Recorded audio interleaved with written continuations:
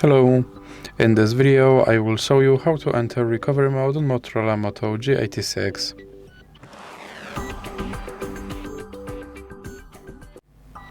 So you have to start by powering off your device.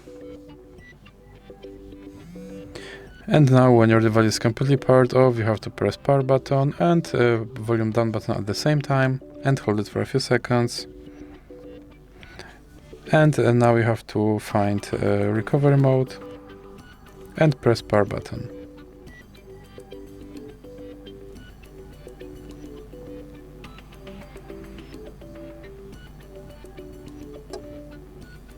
And when you see no command, you have to hold power button and click volume up button at the same time. And as you can see, I'm now in recovery mode, and here you have to use volume buttons to navigate and power button to select.